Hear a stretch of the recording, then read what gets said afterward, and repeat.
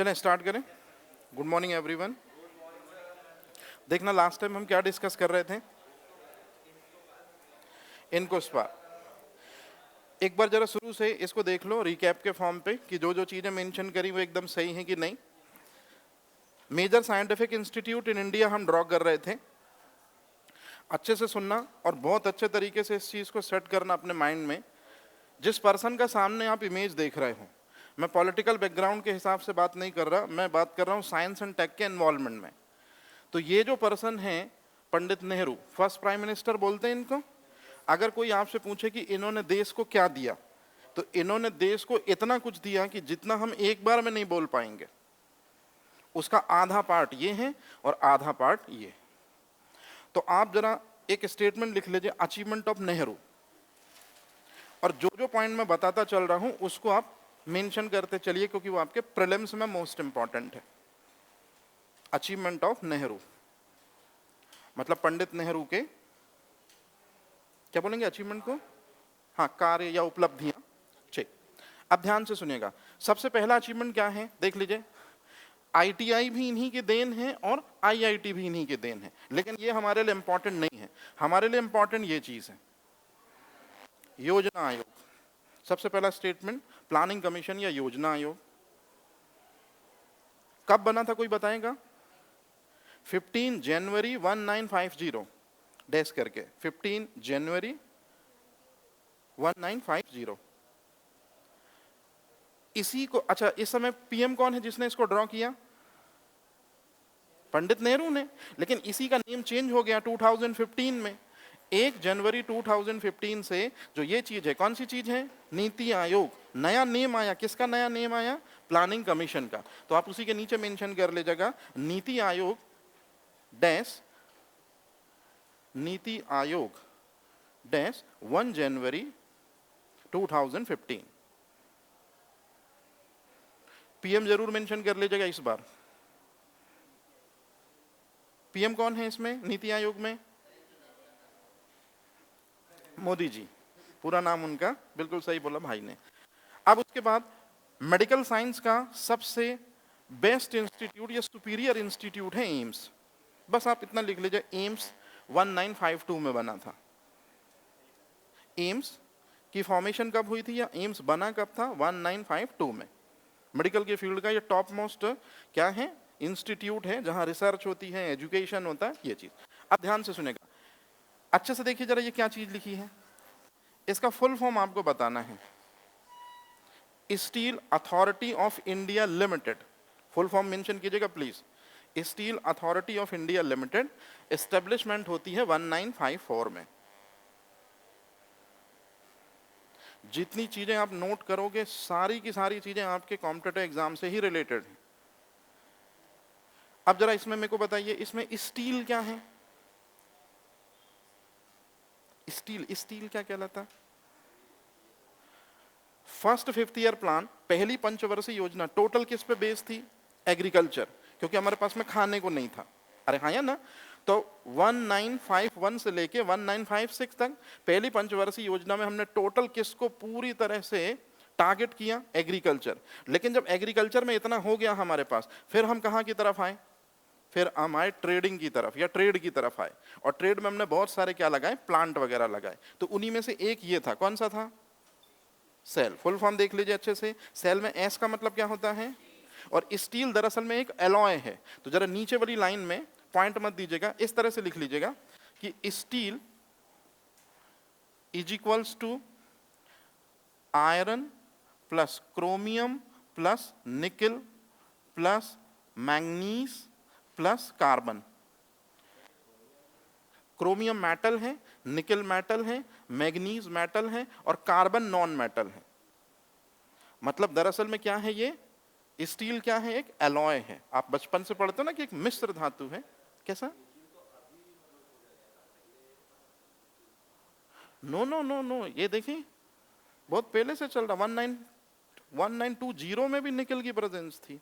हाँ, तो जरा जल्दी से बताइए स्टील क्या होगा जो बहुत सारे मेटल और नॉन मेटल से बनता है? एलॉय। याद रखिएगा, ये प्रीलिम्स का क्वेश्चन है कि what is steel? Metal, non metal, alloy या none of these? What is the right answer? ठीक है। हाँ, किसमें किसमें? स्टेनलेस स्टील का ही सिनोनिम है स्टील। स्टेनलेस स्टील को ही शॉर्ट फॉर्म में क्या बोलते हैं? स्टील।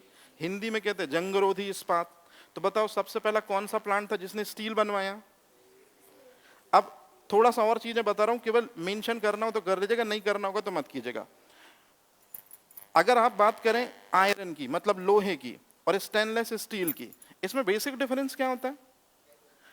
सबसे इंपॉर्टेंट चीज होती है कि लोहे के पास यदि चुंबक लाते हैं तो चिपक जाता है, स्टेनलेस स्टील के पास ये चीज ऐड होती है उसमें, नॉन मैग्नेटिक प्रॉपर्टी।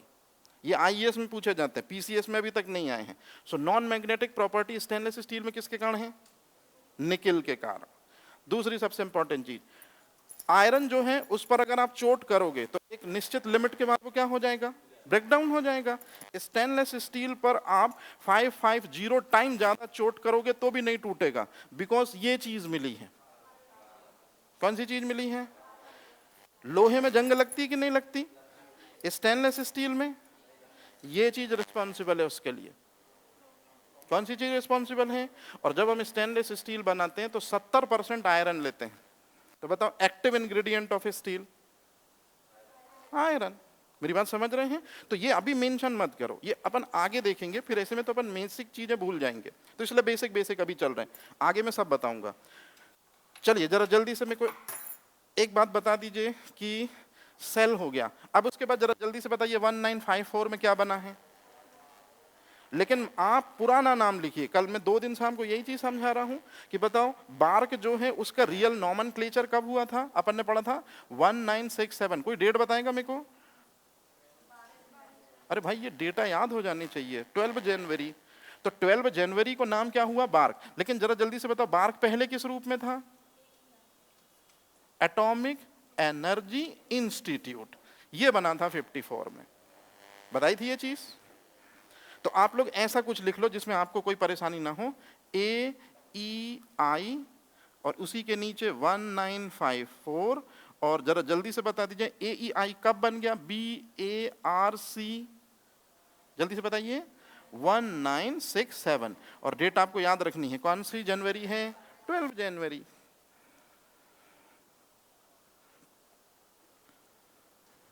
चलिए जल्दी से बताइए स्टील प्लांट में क्या होता है बेटा जी? देखिए आगे है भिलाई स्टील प्लांट। ये भी किसकी देन है? इसको मत लिखिए। ONGC किसकी देन है? बहुत इंपॉर्टेंट है, उसको मेंशन कीजिए। ONGC। ONGC का फुल फॉर्म आप खुद मेंशन कीजिएगा। हाँ, ऑयल एंड नेचुरल गैस। सी मतलब कॉर्पोरेशन। कोई कंफ्यूजन तो नहीं? एस्टेब्लिशमेंट हमेशा पूछी जाती है। 1956 जरूर मेंशन कर लीजिएगा। DRDO कब बना? सबको पता है 1958 में बना। IIM अभी रहने दो, 1962। देखो इसरो फिर इधर आ गया, तो इसरो तो 1969 में। अरे हाँ या ना? ये कैसा लिखा? ये मैंने आपको बताया भी था। अब आप ऐसा लिखना अगले पॉइंट पे। देखो कैसे लिखोगे आप। मैं आगे वाली स्लाइड ले लूं क्या? 2 मिनट। देखो ऐसे लिखना आप। मैंने आपको एक चीज बताई थी, दिमाग लगाइए जरा। ये कोई मुझे फुल फॉर्म बताएगा इसका? डेट के साथ बताइए कब बना था? डेट बिल्कुल याद हो जानी चाहिए बेटा जी, जब आपको पता है कि यही सब चीजें पूछी जाएंगी। हाँ, ये इस पर्टिकुलर डेट को बना था, कोई दिक्कत तो नहीं है। इसी के सुपरविजन में बताओ किसने काम करना शुरू किया जो 1962 में बना था? इनकोस्पार। और इनकोस्पार कब बना था? 1962। और इनकोस्पार ही आगे चल के जरा जल्दी से बताइए किस में चेंज हो गया? इसरो में। इसका मतलब है कि यदि DAE किस पे कंट्रोलिंग रखता था? जल्दी बता दीजिए। इनकोस्पार पे कंट्रोलिंग रखता था, तो कुछ समय बाद इनकोस्पार का ही नेम चेंज हो जाएगा। तो फिर जरा बताइए इसरो पे कंट्रोलिंग कौन रखेगा बेटा जी? Department of atomic energy. ये बना लीजिए इस तरह से, तो थोड़ा सा माइंडसेट काम करता रहेगा। और अगर प्रीवियस टाइम पे बना चुके हैं तो रहने दीजिए। अब आप खुद आप देख लीजिए, आपसे इंटरव्यूअर कितना खतरनाक क्वेश्चन पूछता है। पंडित नेहरू ने क्या स्टेबल कराया है? इसरो स्टेबल कराया है कि इनकोस्पार स्टेबल कराया है?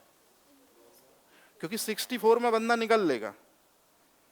तो इनको स्पार मतलब कमेटी ही बस बनवा पाए थे वो।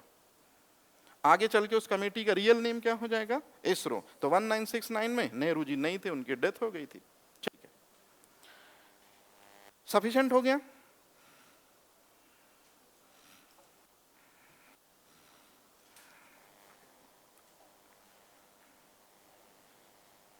अगर ये हो गया हो तो चलें बैक। ठीक है, क्या लिखा है ये? कहां पर है भेल? भोपाल। हमारे एमपी के लिए इंपॉर्टेंट है। भेल की एस्टेब्लिशमेंट कब हुई? सोचो, बंदा मरते मरते भी काम कर रहा है, 64 में इनकी डेथ है, उसके बावजूद भी ये वेल बना के जा रहे हैं। और लास्ट में देखो एक स्टेटमेंट इन्होंने गलत लिखा है, मतलब ये नेट से डाउनलोड किया इमेज है। 1964 में इसरो नहीं बना था। इसरो कब बना था रियल में? 1969 में। ठीक है, तो इसको रहने दीजिए।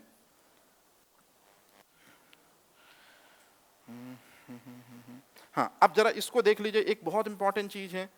इंडियन मतलब इसरो बना है, atomic energy Bhabha atomic research centre. देखो ये क्या लिखा हुआ है, इसका मतलब क्या है? कहां पर है ये न्यूक्लियर पावर प्लांट? राजस्थान में। कहां पर है आप मुझे बता सकते हैं? सबसे पहला एटॉमिक पावर प्लांट कौन सा है इंडिया का? सबसे पहला एटॉमिक पावर प्लांट इंडिया का तारापुर महाराष्ट्र। क्या नाम है उसका? तारापुर महाराष्ट्र। तो तारापुर महाराष्ट्र जो है वो दरअसल में किसकी हेल्प से बना है? यूएसए की हेल्प से बना है। मैं आगे आपको बताऊंगा। लेकिन इसको राजस्थान एटॉमिक पावर स्टेशन को बनाने के पीछे पूरा सुपरविजन किसका था? पंडित नेहरू का। फिर इसके बाद आप ये स्टेटमेंट मेंशन कर लीजिएगा, मुझे ये चीज आपको बतानी थी, ये वाला।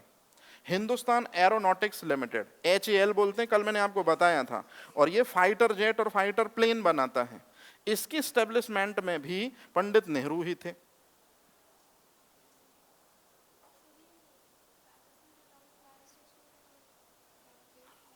अब इसकी डेट आगे देखेंगे बेटा, 1971 है, लेकिन एग्जैक्टली मुझे क्लियर कर लेने देना, पहले आगे देख लेंगे।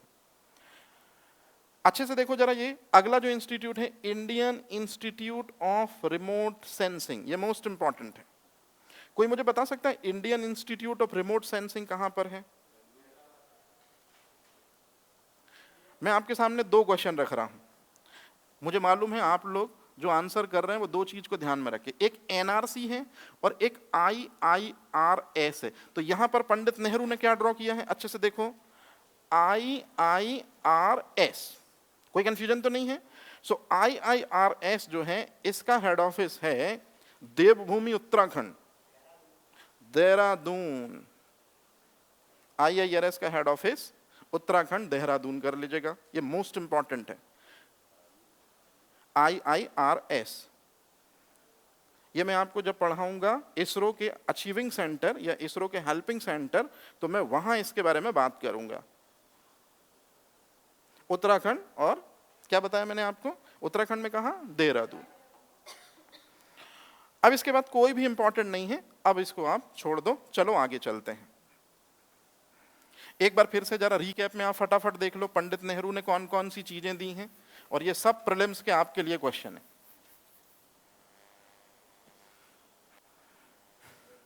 हाँ, फोटो लास्ट में ले लोगे क्या? ठीक है, अब ध्यान से सुनना, ये चीज मैं आपको बता चुका था, थोड़ा सा रिकैप कर रहे हैं, जल्दी से आगे बढ़ेंगे। पंडित नेहरू का अचीवमेंट कौन सी 3 टेक्नोलॉजी को प्रमोट करने में था? सबसे पहला एटॉमिक एनर्जी टेक्नोलॉजी, दूसरा कौन सा? डिफेंस टेक्नोलॉजी, तीसरा कौन सा? और लास्ट में जाते जाते मैंने आपको बताया था कि ये तीनों हमारे देश में ही ड्रॉ हुई हैं, मतलब इंडिजिनस है, और सेल्फ डिफेंस का पावर है, मतलब कौन सी टेक्नोलॉजी में काउंट होंगी? Tactical technology. बहुत बढ़िया, कौन सी टेक्नोलॉजी में काउंट होंगी? कोई कंफ्यूजन तो नहीं? अब आप एक बार जो मैं चीजें आपको बता रहा हूं ये आपके प्रीलिम्स के क्वेश्चन है, इसको आप जरूर देख लीजिए। सबसे पहले आप बताइए एटॉमिक एनर्जी कमीशन कब फॉर्म हुआ? पहला प्रीलिम्स का क्वेश्चन। दूसरा, कितने साल के बाद बनेगा department of atomic energy? After 6 year. New date क्या होगी? मतलब दोनों में सिमिलैरिटी क्या है? अब ये चीज गलत नहीं होनी चाहिए, अभी फाइनल क्लियर कर लो। अब उसके बाद बताएं आप, डिफेंस टेक्नोलॉजी को प्रमोट करने के लिए डिफेंस का डिपार्टमेंट जो है वो आफ्टर इंडिपेंडेंस की बिफोर इंडिपेंडेंस? कब बना है? और इसी डिफेंस डिपार्टमेंट जो है यही दरअसल में कौन से इंस्टीट्यूट को लीड करता है या इंस्ट्रक्शन देता है? डीआरडीओ। जल्दी से बताइए डीआरडीओ कब बना? 1958। पहले ही आप लिख चुके इसलिए अब रहने दो। अब इसके बाद आता है स्पेस टेक्नोलॉजी। बताओ स्पेस टेक्नोलॉजी को इंस्ट्रक्शन कौन देगा? पहला तो कमीशन मतलब आयोग। कब बना था? 72 में। और उसी में कुछ महीनों के बाद क्या 72 में क्या बन जाएगा? Department of space. प्रीलिम्स वाले मतलब हिंदी मीडियम वाले स्टूडेंट ध्यान देना, वो ऐसा क्वेश्चन पूछते हैं DOS कब बना? Department of space. जल्दी से बताइए कब बना? 72 में। याद रहेगा? ये फंसाने वाला क्वेश्चन है थोड़ा सा। हाँ हाँ लिखा है ना। अरे बताने का तरीका आजकल दरअसल में क्या उनको भी पता है कि नंबर ऑफ पोस्ट क्या है, काफी कम है, कैंडिडेट ज्यादा हैं, तो किस तरीके से अलग किया जाए। तो आजकल वो ट्रेडिशनल क्वेश्चन की जगह साइंटिफिक अप्रोच डालते हैं। चलते हैं आगे। ये चीज अच्छे से समझना, बड़ी मुश्किल से मतलब क्लियर कराने की कोशिश कर रहा हूं, लेकिन इस सिंगल स्लाइड में आपको सारी चीजें क्लियर हो जाएंगी। आपसे पूछता हूं, बिल्कुल क्लियर जवाब देना। बताओ इंडिया की सबसे पहली कौन सी टेक्नोलॉजी है जिस पर पंडित नेहरू ने काम किया? कौन सी टेक्नोलॉजी है? कोई कंफ्यूजन तो नहीं है? इस टेक्नोलॉजी को हम कौन सी टेक्नोलॉजी भी कहते हैं? टेक्टिकल का मतलब बता चुके थे, जो कैसी टेक्नोलॉजी हो? इंडिजिनस, स्वदेशी, और साथ ही साथ में उसमें कैसा गुण हो? बताओ योगा जो है मेडिकेशन सिस्टम और आयुर्वेदा मेडिकेशन सिस्टम, इसको हम इंडिजिनस मानते हैं, लेकिन क्या ये सेल्फ डिफेंस का पावर वाली है, मतलब टैक्टिकल टेक्नोलॉजी में काउंट होंगी? क्यों? फॉरेन अटैक से नहीं बचाती हैं। अरे हाँ या ना? अब आता है सबसे इंपॉर्टेंट चीज, इस चीज को प्लीज याद कर लीजिएगा और इसको अच्छे तरीके से सेट कीजिए माइंडसेट में। आपसे क्वेश्चन पूछा जाता है ये एटॉमिक एनर्जी जो है ये क्या है? तो अब लाइफ में कभी भी आपसे कोई बोले कि एटॉमिक एनर्जी का मीनिंग क्या है, तो आपको हमेशा याद रखना है कि एटॉमिक एनर्जी का मतलब होता है जहां पर ये चीज के मैन्युफैक्चर की बात कही जाए। मतलब एटॉमिक एनर्जी के अंतर्गत ही क्या आते हैं? Nuclear reactor. एटॉमिक एनर्जी के अंतर्गत ही आते हैं एटॉमिक वेपन या न्यूक्लियर वेपन, जिसके अंतर्गत दो चीजें आती हैं। जल्दी से बताइए कौन सी दो चीजें आती हैं? एटम बम और हाइड्रोजन बम। मतलब आपसे कोई पूछेगा, क्या पूछते ही हैं, अच्छे से देख लीजिए, हाइड्रोजन बम क्या है? Nuclear weapon. जल्दी से बताइए डिफेंस टेक्नोलॉजी में आएंगे ये दोनों के दोनों की न्यूक्लियर टेक्नोलॉजी। सबसे पहली टेक्नोलॉजी कौन सी है? न्यूक्लियर, मतलब एटॉमिक, और उसी के अंतर्गत आते हैं हाइड्रोजन बम और एटम बम।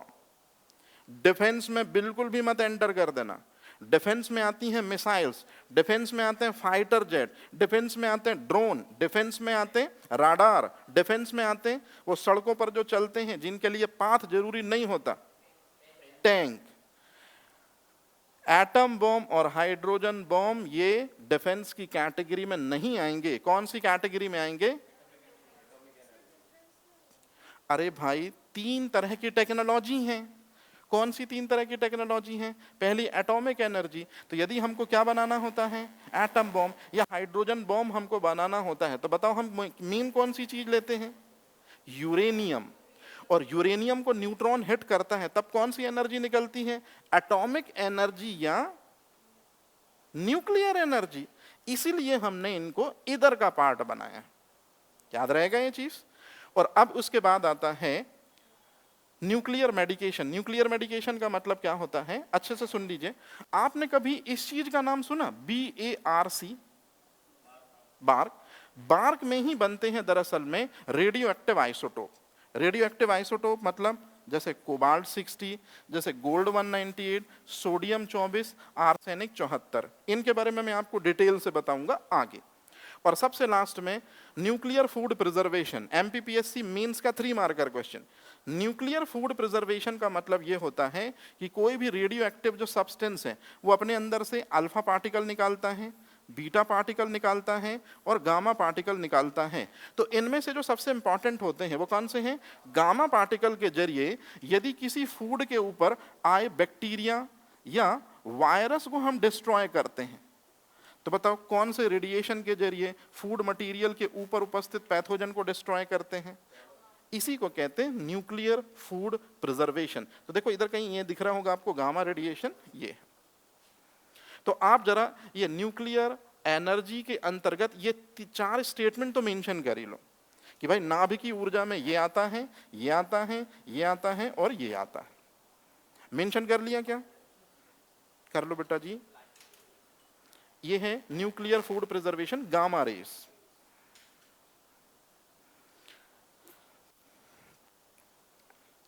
जैसे हिमाचल प्रदेश से सेव चलता है और इंदौर में पहुंचना है उसको, और बाय रोड आ रहा है, तो बताओ कितने डेज का टाइम लगेगा? 4 से 5 दिन। एक सेब यदि खराब होता है तो आजू बाजू के कितने सेब को खराब कर देता है। और इस तरह से अगर एक ट्रक में 1000 सेब खराब हुए तो इसका सीधा सा मतलब है कितने सेब चले गए? 5000। अरे हाँ या ना? तो इस तरह से सेब की पैकिंग करने के पहले या ट्रांसपोर्ट करने के पहले सेब को बिछा दिया जाता है और उसके ऊपर बताओ कौन से रेडिएशन डाले जाते हैं। और गामा रेडिएशन के कारण जो भी पैथोजन होते हैं वो डिस्ट्रॉय हो जाते हैं और इनके ऊपर हल्की सी किसकी कोटिंग बन जाती होगी? गामा रेडिएशन की कोटिंग बन जाती होगी, जिससे पैथोजन एंटर नहीं कर पाते और इस तरह से हमारा फ्रूट जो है वो क्या हो जाता है? सेफ हो जाता है। कौन सी टेक्नोलॉजी में काउंट करते हैं? Food preservation technology. कोई कंफ्यूजन तो नहीं?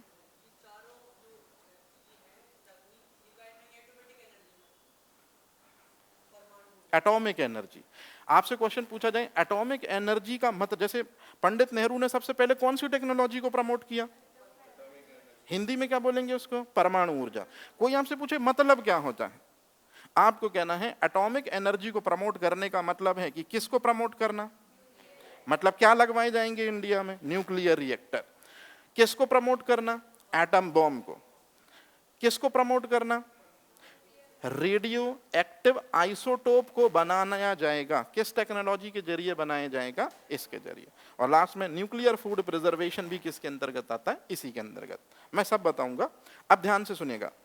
इसमें हमको सबसे ज्यादा टाइम जो देना है ना, वो इन 2 पे देना है। इन 2 पे सबसे ज्यादा टाइम देना है।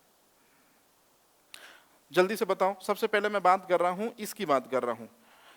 किसकी बात कर रहा हूं? Nuclear weapon. मतलब न्यूक्लियर वेपन के अंतर्गत क्या आएगा? चलो अब आप मुझे बताओ, मैंने कल आपको बताया था इंडिया के लिए एटम बम किसने बनाया? डॉक्टर होमी जे भाभा ने। आपने अपने स्टेटमेंट में मेंशन किया है कि father of atomic energy in India. अरे हाँ या ना? एटम बम किसने बनाया है?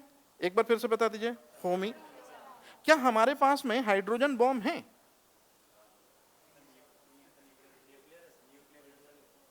क्या हमारे पास में हाइड्रोजन बॉम्ब है? जवाब हाँ या ना। हमारे पास 1998 1998 से ही हाइड्रोजन बॉम्ब था। और 1998 में, कल मैंने आपको एक डेट लिखाई थी, याद करो। इंडिया ने सेकंड टाइम एटम बॉम्ब की टेस्टिंग कब करी थी? पक्का? गलती बिल्कुल भी मत करना, देख लो अच्छे तरीके से। मैं बता रहा हूं आपको कि इंडिया के पास में क्या हाइड्रोजन बॉम्ब था, तो मैं आपको सिर्फ ये बता रहा हूं कि इंडिया ने एटम बॉम्ब की टेस्टिंग सेकंड टाइम कब करी थी? अच्छे से बताइए। कौन कौन सी मई को करी थी? एक तो 11 मई को करी थी और एक तो 13 मई को करी थी। ये आपने मेंशन किया है। अरे हाँ या ना? अब अच्छे से सुनिएगा, सबसे इंपॉर्टेंट चीज। और ईयर कब की बात कर रहे हैं? 1998। तो मैं शॉर्ट में लिख दे रहा हूं 1998। अब पीएम कौन है इस समय पे? अटल जी। शॉर्ट में लिख दे रहा हूं अटल, और ये हो गया जी। अब ध्यान से सुनिएगा, इस पर्टिकुलर 2 डेटों को हमने इतने बम टेस्ट किए थे। ये मैं आगे बताता, लेकिन अब चूंकि बात आई है इसलिए मुझे बताना बहुत जरूरी है। भाई हमारे पास हाइड्रोजन बॉम्ब है और इस टेक्नोलॉजी में वर्ल्ड में हम तीसरी पोजीशन पर हैं। अमेरिका और रशिया के बाद हम तीसरी ऐसी कंट्री हैं जिसके पास में ये टेक्नोलॉजी है। कौन सी टेक्नोलॉजी है? और हमारे पास में एटम बॉम्ब है, इस मामले में हम 6th पोजीशन पर हैं। यूनाइटेड नेशन के जो स्टेबल मेंबर हैं उनके बाद हम ही हैं 6th कंट्री जिसके पास में ये टेक्निक है। अब ध्यान से सुनिएगा, बताइए 11 मई और 13 मई को हमने कितने बॉम्ब टेस्ट किए? उनमें से अच्छे से देख लीजिए, बॉम्ब का मतलब ये वाला भी होगा और बॉम्ब का मतलब ये वाला भी होगा। अब सबसे इंपॉर्टेंट चीज में लिख रहा हूं, थोड़ा कलर चेंज कर दे रहा हूं, है ना, ये पिंकू पिंकू लेदर है। अच्छे से देख लीजिए, 11 मई को हमने इतने नंबर, देखो कितना लिखा है, और क्या चीज चेक किए, टेस्ट किए हैं, एटम बॉम्ब। और सबसे इंपॉर्टेंट जिसके बारे में आपको बिल्कुल पता होना चाहिए था, एक हाइड्रोजन बॉम्ब, इसकी भी टेस्टिंग की गई है इसी डेट को। तो जरा जल्दी से बताओ कितने बॉम्ब की टेस्टिंग करी हमने? 11, 3 बॉम्ब, जिसमें 2 क्या हैं और 1 क्या है? भाई टेस्टिंग तब करेंगे जब हमारे पास होगा। एकदम क्लियर है कहानी, ये है। और फिर 13 मई को हमने 2 एटम बॉम्ब टेस्ट किए, लेकिन अब जो बात बोल रहा हूं ध्यान से सुनेगा, ये 2 एटम बॉम्ब टेस्ट किए हमने सुपर कंप्यूटर, इसकी हेल्प से, अनुपम सुपर कंप्यूटर की हेल्प से हमने ये 2 एटम बॉम्ब टेस्ट किए थे। याद रहेगा ये चीज?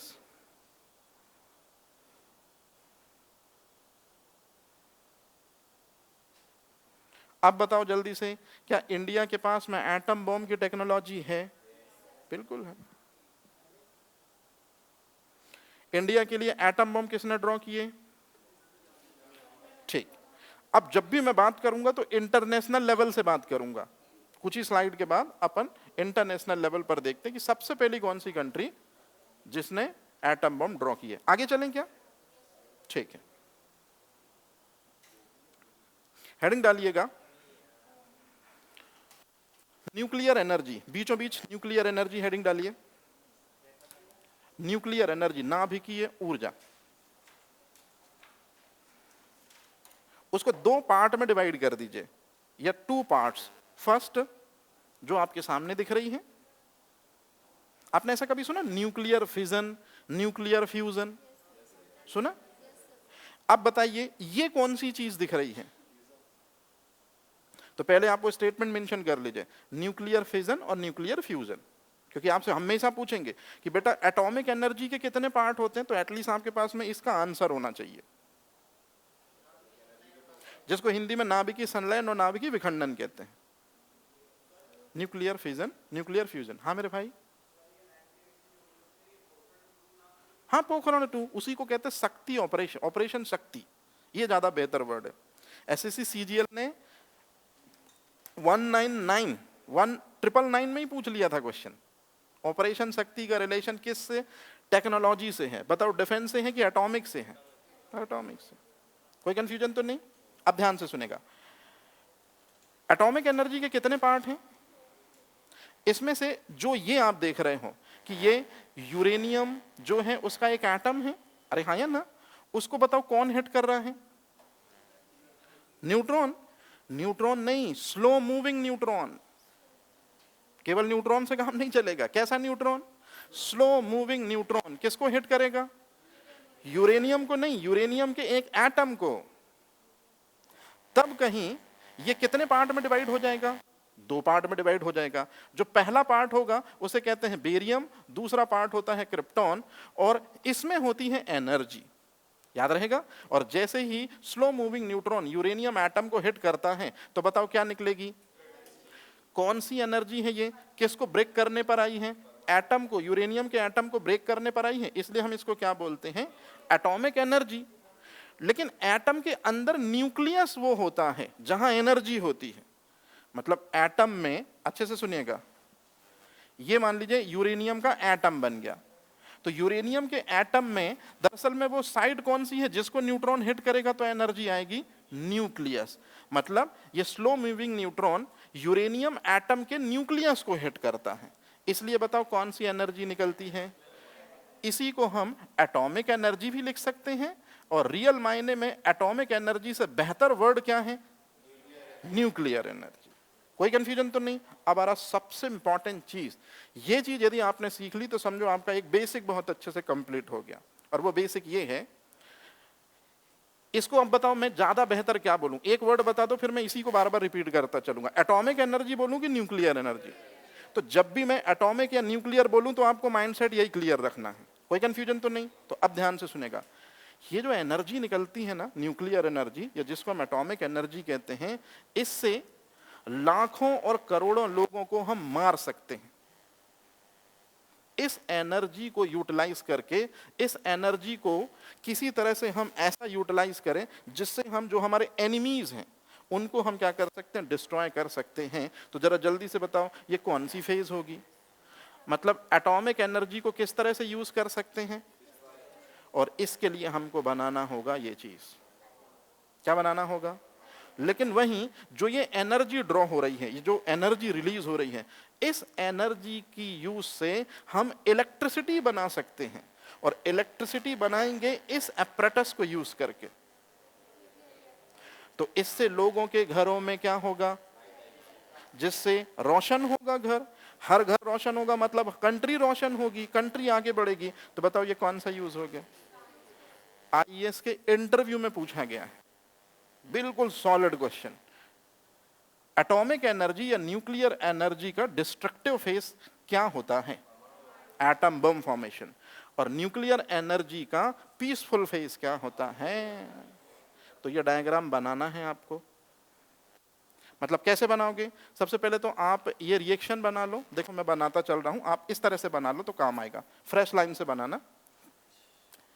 यूरेनियम 92 235, ये बेस्ट क्वालिटी का होता है। हाँ, जरा जल्दी से बताइए न्यूट्रॉन कैसा होगा? Slow moving. अब आप याद रखिएगा, मेंशन मत करिएगा। कौन कौन से दो पार्ट में टूट जाएगा? ये बेरियम में टूट जाएगा और क्रिप्टॉन में टूट जाएगा। और जरा जल्दी से बताइए कितने नए न्यूट्रॉन फॉर्म होते हैं? अच्छे से सुन लीजिएगा, इसको याद रखिएगा। ये प्रोसेस कौन सी है? न्यूक्लियर फिजन की फ्यूजन। पहले ये बता दीजिए, ये फिजन है, मतलब विखंडन बोलते हैं हिंदी में। तो नाभिकीय विखंडन में याद रखिएगा हमेशा दो नए न्यूट्रॉन बनते हैं, और एक तो यही है पुराना वाला 2 न्यू, और एक तो यही। मतलब टोटल कितने बने? 3। याद रहेगा ये चीज? अब ध्यान से सुनेगा। बताओ मुद्दे की चीज कौन सी निकलेगी इसमें? कौन सी एनर्जी होगी ये? तो इसको आप न्यूक्लियर एनर्जी भी लिख लेना, और इसको आप एटॉमिक एनर्जी भी लिख लेना। मतलब नाभिकीय ऊर्जा भी लिख लेना, और इसको आप परमाणु ऊर्जा भी लिख लेना। ऐसा लिख लिया? कोई कंफ्यूजन तो नहीं आता? अब इसके बाद वाली चीज को बड़े आराम से बनाइएगा, क्योंकि ये आपके लिए क्वेश्चन है। बताओ इस एनर्जी जो रिलीज हुई है किसके ब्रेकडाउन से रिलीज हुई है? यूरेनियम के। इसको यदि इस एनर्जी से यदि हम ये बना दें, अच्छे से देखो क्या बना दें, इस एनर्जी का उपयोग करके यदि हम ये बना दें, तो बताओ ये एटॉमिक एनर्जी का कौन सा यूज होगा? मतलब डिस्ट्रक्टिव फेस। और यदि हम क्या बना दें बेटा जी? न्यूक्लियर रिएक्टर बना दें, तो जल्दी से बताओ ये कौन सी चीज होगी? पीसफुल। तो आप यहां पर यही चीज डिस्ट्रक्टिव फेस या डिस्ट्रक्टिव यूज लिख लीजिएगा, और यहां लिख लीजिएगा पीसफुल यूज। अब देखो आप लोग अगर मेंस में मिलोगे ना मेरे को, तो मैं यहीं से स्टार्ट करूंगा। कभी आराम से मेंशन कर लो। हिंदी मीडियम वालों को दिक्कत तो नहीं हो रही है? इंग्लिश मीडियम वाले समझ पा रहे हैं मैं क्या बोल पा रहा हूं? ठीक है।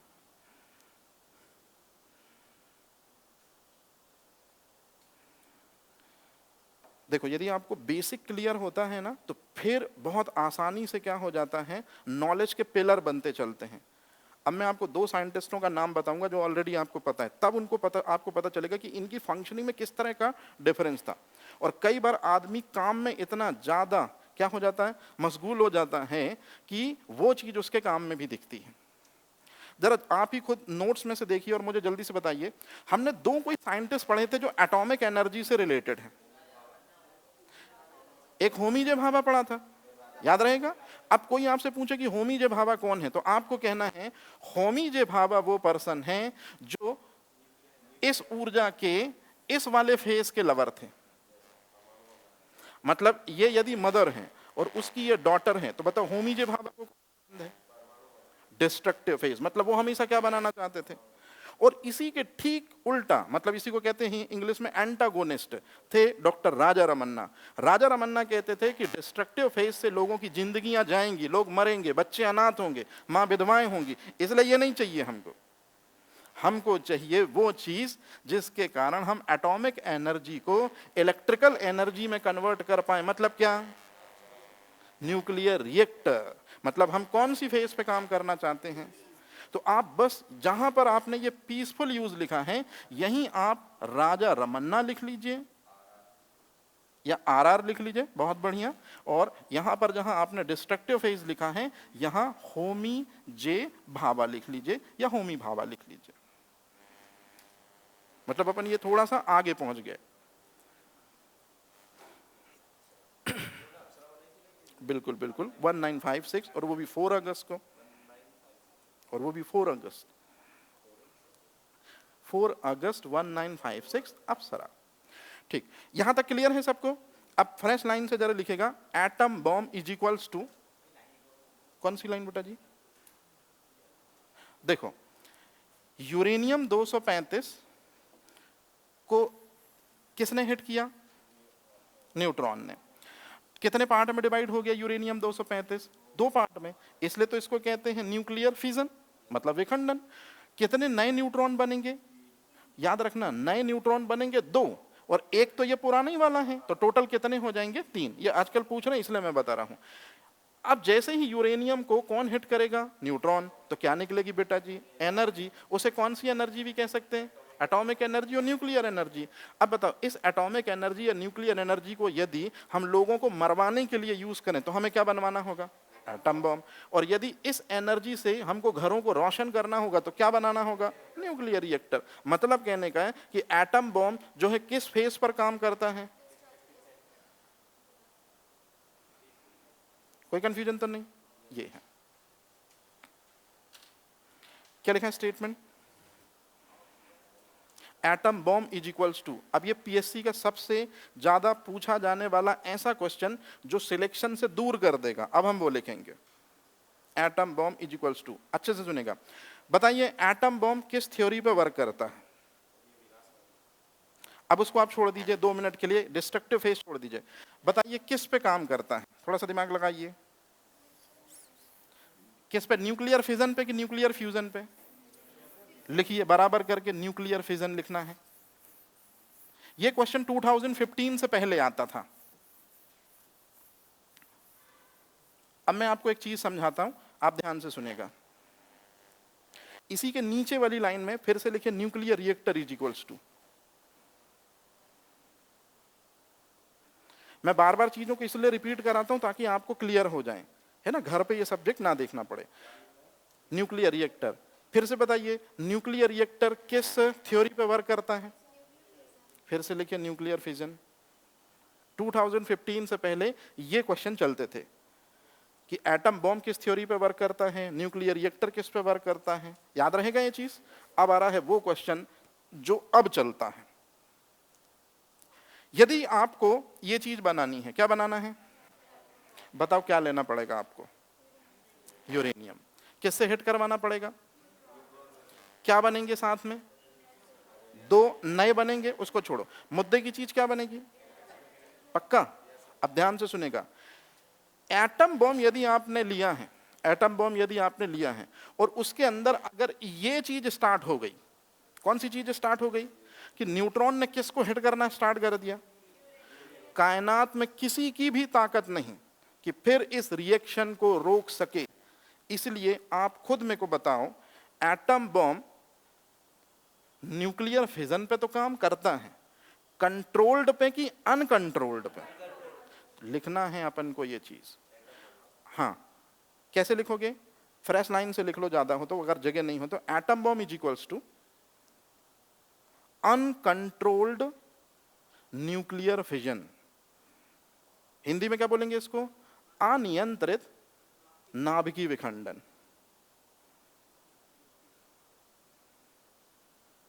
अब आपको यह चीज याद रखनी है,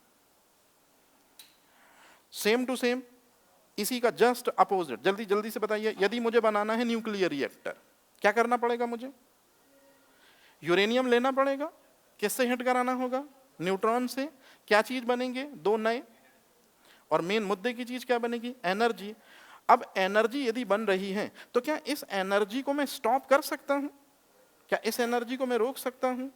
बिल्कुल रोक सकता हूं। आपने शायद कभी बचपन में पढ़ा होगा, स्पेशली 10th क्लास में पढ़ा होगा, कैडमियम और बोरॉन की रॉड होती है ना, उनको हम न्यूक्लियर रिएक्टर के अंदर डाल देते हैं। जब हमको इस रिएक्शन को स्टॉप करना होता है, किसके अंदर इस रिएक्शन को स्टॉप करना होता है? जब हम न्यूक्लियर रिएक्टर बनाते हैं। तो अब बताओ, न्यूक्लियर रिएक्टर में हम कैडमियम और बोरॉन की रॉड लेते हैं, उनको इंग्लिश में हम बोलते हैं कंट्रोलर रॉड, हिंदी में बोलते हैं नियंत्रक छड़। तो नियंत्रक छड़ के जरिए या कंट्रोलर रॉड के जरिए कौन सी चीज की एक्टिविटी जो है वो स्टॉप हो जाती है? मुद्दे की चीज बताओ, न्यूक्लियर रिएक्टर किस थ्योरी पे वर्क करता है? कंट्रोल्ड की अनकंट्रोल्ड न्यूक्लियर मेंशन करना है। Reactor is equals to controlled nuclear fission. मतलब अब ये न्यूक्लियर फिजन से काम नहीं चलेगा, क्या भी पता होना चाहिए कि कंट्रोल कौन सी है और अनकंट्रोल कौन सी है। एक स्टेटमेंट और लिख लो, हालांकि ये यहां से रिलेटेड नहीं है, नोट करके अलग से लिखना। Note solar energy, note solar energy plus hydrogen bomb, solar energy plus hydrogen bomb. बताओ ये किस थ्योरी पे वर्क करते हैं? नाभिकीय संलयन। इंग्लिश में क्या बोलेंगे इसको? मैं बताता हूं। 1H2 इसको कहते हैं ड्यूटीरियम, 1H3 इसको कहते हैं ट्राइटियम। ये दोनों के दोनों आपस में मिलते हैं, शर्त एक है, कंडीशन एक है कि इतना टेम्परेचर होना चाहिए। कितना टेम्परेचर होना चाहिए? अच्छे से देखो। और जब ये दोनों के दोनों मिक्सअप होंगे इतने टेम्परेचर पर, तो जरा जल्दी से बताओ क्या बनेगा और साथ में क्या निकलेगी? और ये एनर्जी इतनी होगी, एटम बॉम्ब से जितनी एनर्जी निकलती है ना, उससे इतने टाइम्स मोर। कितना टाइम्स मोर? ठीक। अब मेरे को आप एक सिंपल सी चीज बताओ, सन की एनर्जी का सोर्स क्या है? यही रिएक्शन। इसको न्यूक्लियर फिजन कहते हैं कि न्यूक्लियर फ्यूजन? इसको न्यूक्लियर फ्यूजन कहते हैं। एक बार यदि ड्यूटीरियम ने किसको हिट करना स्टार्ट किया? ट्राइटियम को, क्या बनेगा? कोई भी कायनात की पावर इसको रोक नहीं सकती। जल्दी से बताइए, कंट्रोल की अनकंट्रोल? अनकंट्रोल न्यूक्लियर फ्यूजन लिखना है, मेंशन करना है। मतलब सोलर एनर्जी किस थ्योरी पे वर्क करता है? Uncontrol nuclear fusion.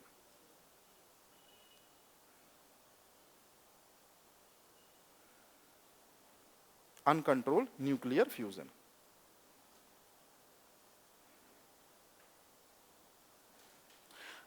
Hydrogen bomb किस थ्योरी पे वर्क करता? Uncontrol nuclear fusion. याद रहेगा ये चीज। और अब एक सबसे इंपॉर्टेंट स्टेटमेंट जो मेरे को आपको बताना है। बताओ मुझे, हाइड्रोजन बॉम्ब 1998 में हमारे पास हाइड्रोजन बॉम्ब था। कैसे बनाया था हमने? कैसे बनाया था हमने हाइड्रोजन बॉम्ब? मैं बताता हूं। हाइड्रोजन बॉम्ब बनाने के लिए सबसे पहले हमको ये लेना पड़ा होगा, ड्यूटीरियम। क्लियर है ये चीज? आइसोटोप है हाइड्रोजन का। दूसरी चीज हमने ली ट्राइटियम। तो क्या लिया? ड्यूटीरियम और ट्राइटियम। पक्का? और हाइड्रोजन बॉम्ब कहां बना रहे हैं हम? यहीं बना रहे हैं, लेबोरेटरी में बनाएंगे। अब मेरे को एक बात बताओ, ये ड्यूटीरियम और ट्राइटियम हिट कब करेंगे एक दूसरे को? शर्त क्या है? जब इतना टेम्परेचर मिले। और इतना टेम्परेचर कोई छोटा मोटा टेम्परेचर नहीं है, ये टेम्परेचर रिलीज होगा जब हम एक एटम बॉम्ब एक्सप्लोज कराएंगे।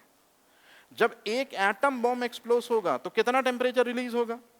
और उतने टेम्परेचर के रिलीज होने पर ही ड्यूटीरियम और ट्राइटियम एक दूसरे को हेलो बोलने आएंगे, एक दूसरे से मिलने आएंगे। और जब एक दूसरे से मिलेंगे तो बताओ कौन सी चीज बनेगी? और साथ ही साथ में कितने टाइम मोर एनर्जी निकलेगी? इसी वजह से अच्छे से सुन लो, हमेशा याद रखना, hydrogen bomb also a part of atom bomb. Hydrogen bomb atom bomb के हेल्प से ही बनता है। मेरी बात समझ में आई? और इसीलिए आजकल हाइड्रोजन बॉम्ब के लिए एक स्टैंडर्ड वर्ड यूज करते हैं, थर्मो न्यूक्लियर वेपन।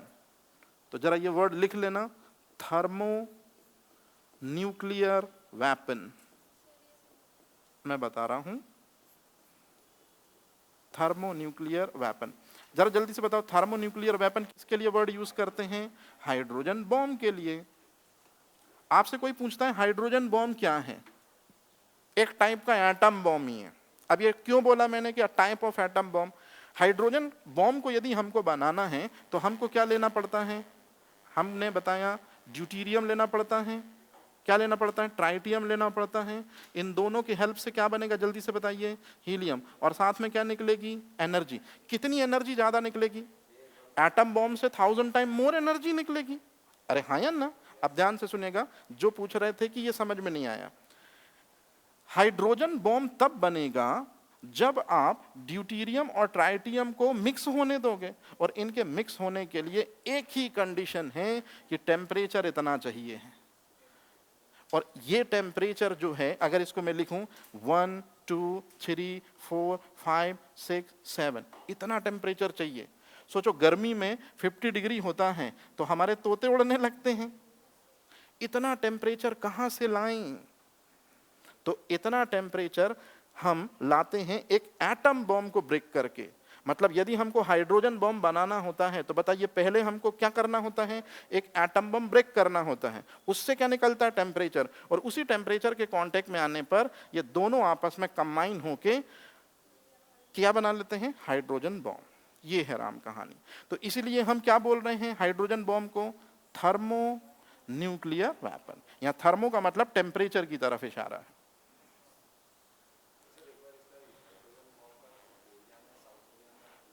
हाँ,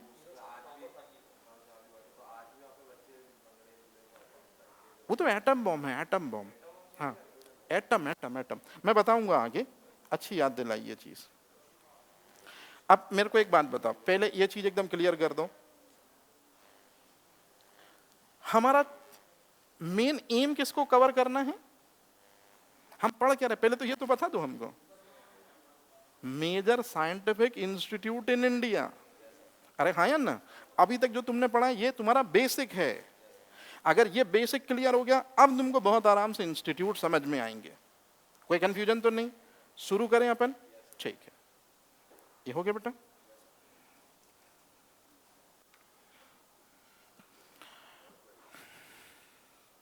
डेवलपमेंट ऑफ न्यूक्लियर पावर, या किस तरह से एटॉमिक एनर्जी जो है वो प्रमोट हुई, जरा जल्दी से बता दीजिए। सबसे पहले कौन सा इंस्टीट्यूट हमको पढ़ना है?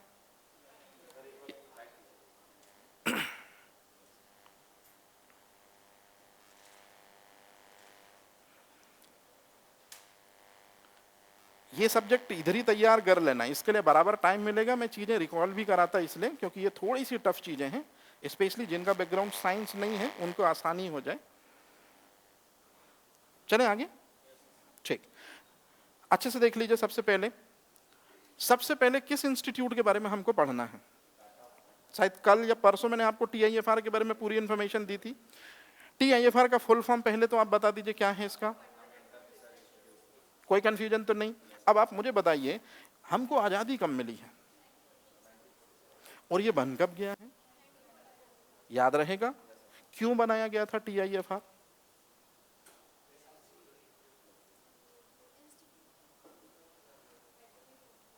कोई कंफ्यूजन तो नहीं है? TIFR की स्टेब्लिशमेंट कब हुई है? ठीक, क्यों बना था? अभी रुक जाइएगा, इसके बारे में मैं आराम से आपको बताता हूं। जरा आप इस स्लाइड को देख लीजिए, ये आपके एक दिन पहले की स्लाइड है। इसको बनाना नहीं है, इसको सिर्फ देखना है आपको, और मुझे जो सवालों के जवाब चाहिए फटाफट आपको मेंशन करने। आज बताओ, जो भी इंडिया न्यूक्लियर टेक्नोलॉजी को प्रमोट कर रहा है उसकी स्टार्टिंग कहां से हुई? मैंने आपको बताया था कि एक एक्ट आया है। किस डेट को एक्ट आया?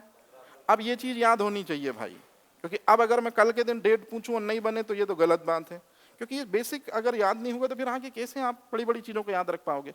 तो आपको अगर कोई पूछे कि एटॉमिक एनर्जी प्रोग्राम इंडिया में स्टार्ट हुआ कैसे, तो आपको सबसे पहले ये वाला स्टेटमेंट बोलना है कि एक एक्ट आया था, एटॉमिक एनर्जी एक्ट बोलते हैं, हिंदी में क्या बोलते हैं? परमाणु ऊर्जा कानून। किस डेट को आया था? और इसी की वजह से, इसी एक्ट के कारण बताओ क्या बनाना पड़ा हमको? और क्या बनाना पड़ा हमको? डिपार्टमेंट। कोई कंफ्यूजन तो नहीं? आयोग कब बना, मतलब कमीशन कब बना? डिपार्टमेंट कब बना? आप लिख चुके हो, फिर से मत लिखो क्योंकि बार बार वही चीज मत। बस आप इस बार ये फोकस करो कि आपको ये बनना, ये डेटें याद होनी चाहिए। ये चीज, कोई कंफ्यूजन तो नहीं है? आगे चल रहे हैं।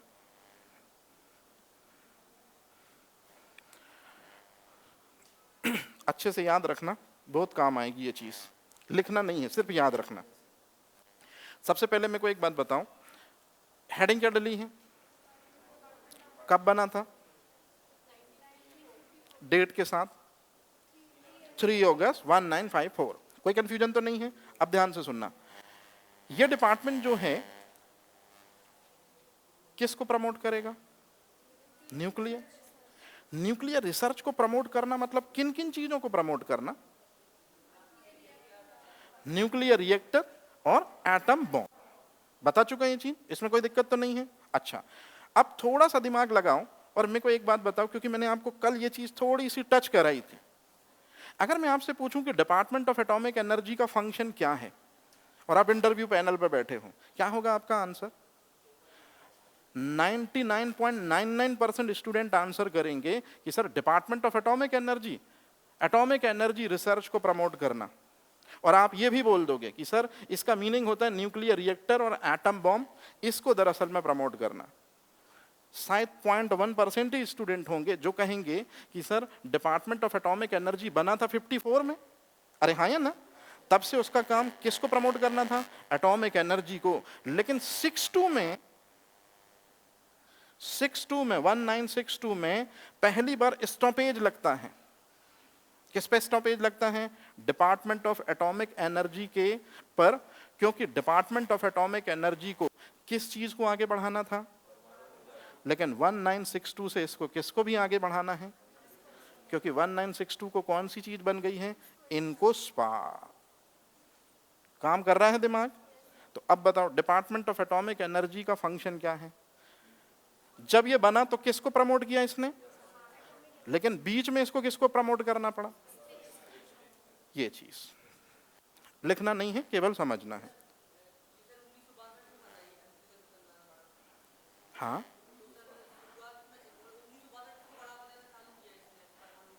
ठीक है, बिल्कुल। अंतरिक्ष अनुसंधान को बढ़ावा देने के लिए ही डिपार्टमेंट ऑफ एटॉमिक एनर्जी ने इनकोस्पार बनवाया था। मतलब स्पेस रिसर्च को आगे बढ़ाएगा कौन? आगे बढ़ाएगा डिपार्टमेंट ऑफ एटॉमिक एनर्जी। तो 1962 में कौन सी ऑर्गेनाइजेशन बनेगी? इनकोस्पार। कोई कंफ्यूजन तो नहीं है? चीजें थोड़ी टिपिकल हैं। और एक बात याद रखना, रेगुलर रहोगे तो चीजें समझ में आएंगी। अब कोई आज के सेशन में आके बैठा होगा तो थोड़ा मुश्किल होगा उसके लिए, इसलिए प्लीज कंटिन्यू रहना। केवल आपको देखना है और एकदम क्लियर करना है, जिससे पूछेंगे सिर्फ वही बताएगा। चलो सभी बताओ, TIFR कब बना? पहला प्रीलिम्स का क्वेश्चन हो चुका है आपका। दूसरा, एटॉमिक एनर्जी पॉलिसी कब आई? दूसरा क्वेश्चन आपका प्रीलिम्स का हो चुका। एटॉमिक एनर्जी कमीशन कब बना? एटॉमिक एनर्जी डिपार्टमेंट कब बना?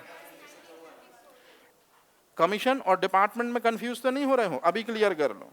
और अब आता है सबसे इंपॉर्टेंट चीज, एटॉमिक एनर्जी इंस्टीट्यूट या atomic energy establishment of Trombay भी बोलते हैं इसको, कब ड्रॉ हुआ था? 3 जनवरी 1954। मतलब बता 1954 को कौन सी दो चीजें ड्रॉ हुई हैं? और इंस्टीट्यूट। डेट कौन सी हो जाएगी? एक 3 अगस्त और एक 3 जनवरी। कोई कंफ्यूजन तो नहीं? हाँ, ये आगे भाभा के नाम पर हो जाएगा, इसी को बार्क बोलेंगे। आगे चलें, टाइम कितना हो गया? ये वाला, ये ठीक। कोई कंफ्यूजन तो नहीं? बन जाएंगी चीजें, सिंपल है। मैं बार बार इसलिए रिकॉल करा रहा हूं क्योंकि ये डेट अगर याद हो गई और बेसिक अगर तैयार हो गया तो आपको मेंस में कोई दिक्कत नहीं होगी। मतलब मेंस में तो फिर आप मेरे से बेहतर बोलोगे। ठीक है, चलो कौन सा वाला? एक काम करता मैं शुरू से कर देता हूं। हाँ, ये इसकी इमेज लेना है क्या? अब इसकी क्या इमेज लेना भाई? हाँ, इसको ले लो।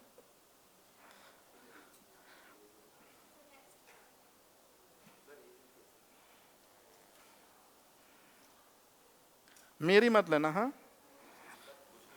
अरे हो गया?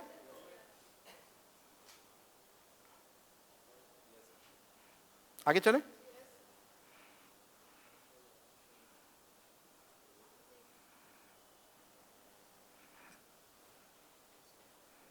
ये लिखने से कोई दिक्कत तो नहीं कि इसको मिटा दूं? इसको तो हटा ही दें, कोई मतलब भी नहीं। ये तो बस ये याद रखना, आजादी से पहले कौन सी टेक्नोलॉजी को प्रमोट करने के लिए इंस्टीट्यूट बना दिया हमने? जरूर याद रखना, इंटरव्यू का पेटेंट क्वेश्चन है ये, कि हम ब्रिटिशर्स के गुलाम है फिर भी टेक्नोलॉजी प्रमोट कर रहे हैं कोई सी। कौन सी टेक्नोलॉजी? न्यूक्लियर। ये इंस्टीट्यूट है, और इंस्टीट्यूट में कौन सी टेक्नोलॉजी ड्रॉ होगी? न्यूक्लियर या एटॉमिक। बढ़िया।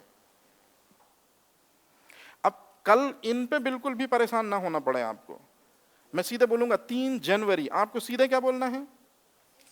Institute, atomic energy institute. मैं बोलूंगा 3 अगस्त, क्या बोलना है आपको? Department of atomic energy. मतलब इस लेवल पे तैयारी करनी। आगे चले, बताओ डिपार्टमेंट ऑफ एनर्जी अपने काम से कब से भटक जाती है? कौन सी रिस्पॉन्सिबिलिटी आ जाती है इनको? और मतलब कौन से रिसर्च को आगे बढ़ाने की? Space research. बढ़िया, बहुत बढ़िया। ये तो सबको तैयार होगा। क्वेश्चन आपको यही आएंगे। अब ये कल बताऊंगा।